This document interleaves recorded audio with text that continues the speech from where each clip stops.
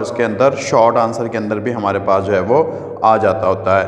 तो हमारे पास जो नेक्स्ट इसकी जो ब्रांच है वो हमारे पास है जेनेटिक्स। 6 नंबर के ऊपर जो हमारे पास नेक्स्ट ब्रांच है वो हमारे पास है जेनेटिक्स। अब ये हमारे पास जेनेटिक्स क्या होती है? स्टडी ऑफ जीन्स, जीन्स का मुताला करना and their role in inheritance. Study of jeans, jeans का मुताला करना, स्टडी ऑफ जीन्स। अब ये जीन्स क्या होती हैं हमारे पास? अब ये जो जीन्स हैं हमारे पास एक्चुअली ये हमारे पास सेक्शन ऑफ डीएनए होते हैं। आगे आपने इसको डिटेल के अंदर भी पढ़ना है, तो इसलिए मैं यहाँ पर थोड़ा सा इसको डिस्क्राइब कर देता हूँ कि हमारे पास जीन्स क्या होती हैं। Section of DNA. अब ये जो डीएनए है ये यहाँ कहाँ पर मौजूद होता है? हम देखें हमारे पास अगर ये जो सेल है ये हमारे पास सेल है और इसके अंदर क्या मौजूद होता है? इसका न्यूक्लियस मौजूद होता है और न्यूक्लियस के अंदर इसका जेनेटिक मटेरियल क्रोमोसोम जो है वो मौजूद होता है। अब ये जो क्रोमोसोम बना हुआ होता है हमारे पास ये डीएनए डबल हेलिकल स्ट्रक्चर से और प्रोटीन से जो है वो बना हुआ होता है। अब ये जो जीन्स हैं ये हमारे पास ये सेक्शन ऑफ डीएनए होते हैं और जीन्स के पास जो है वो इंफॉर्मेशन जो है वो मौजूद होती हैं। इंफॉर्मेशन कौन सी मौजूद होती हैं? हमारे पास हेयर कलर है, आइज़ कलर है, तमाम जो इन्फॉर्मेशन है जानदार की वो समझे कि इन जीन्स के अंदर जो है वो मौजूद होती है। तो जेनेटिक्स के अंदर हम लोग स्टडी करते हैं जीन्स का। और इनहेरिटेंस क्या होता है हमारे पास? Inheritance means transmission of characteristics from parents to offspring. के इनहेरिटेंस का मतलब है खुसूसियात का वालिदैन से बच्चों के अंदर मुंतकिल होना। Mean transmission of characters.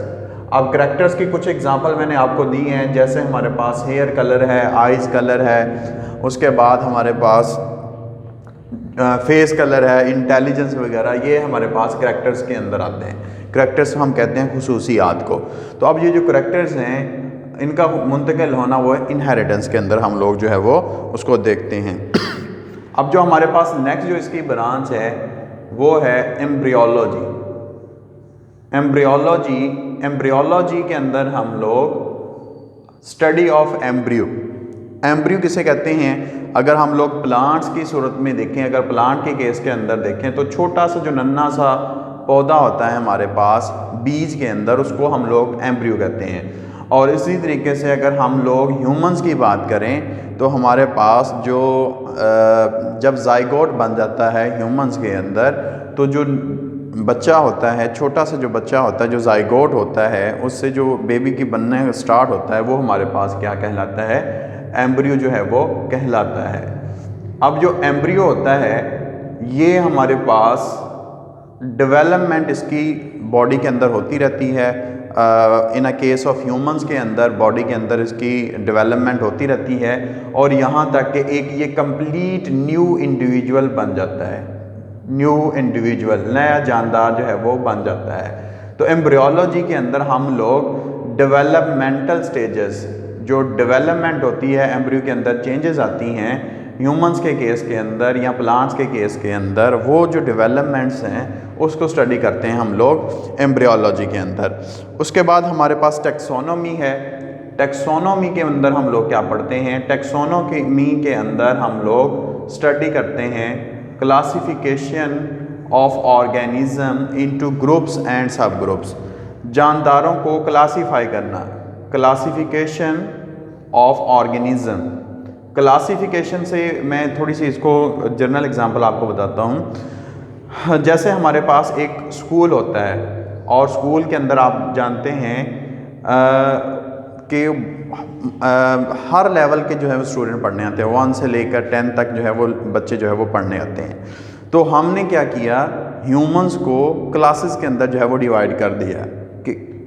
क्यों डिवाइड कर दिया? क्योंकि उनकी लेवल के अकॉर्डिंग जो छोटे बच्चे होते हैं उसको फर्स्ट लेवल में, सेकंड लेवल में, उससे बड़े जो है वो हमारे पास 3 में, और सबसे जो बड़े हम स्कूल लेवल के ऊपर वो मैट्रिक के अंदर आ जाते हैं। इससे हमें उनके बारे में स्टडी करने के अंदर ये जो है वो आसानी होती है। टैक्सोनॉमी के अंदर अगर हम जानदारों को क्लासीफाई जो है वो कर देते हैं, तो इसके अंदर हम लोग classification of organism into groups and सब ग्रुप्स, ग्रुप्स के अंदर और सब ग्रुप्स के अंदर उनको तकसीम करते हैं।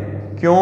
ताकि हमें उनको अंडरस्टैंड करना, समझने के अंदर आसानी हो, अंडरस्टैंड करने के अंदर आसानी हो। अब ये तो नहीं है कि हम छोटी क्लास के बच्चे को 10th क्लास में बिठा दें और उसे कहें चलें ये जो है वो आप लेसन जो है वो पढ़ें, तो उसके लिए भी अंडरस्टैंड करना मुश्किल होगा और टीचर को भी बताना उसके लिए जो है वो मुश्किल होगा। इसलिए हम क्या करते हैं, डिवीज़न कर देते हैं स्कूल लेवल के ऊपर भी। इसी तरीके से टैक्सोनॉमी के अंदर भी जानदारों को डिवाइड किया जाता है। उसके बाद हमारे पास जो है वो पैलेंटोलॉजी है।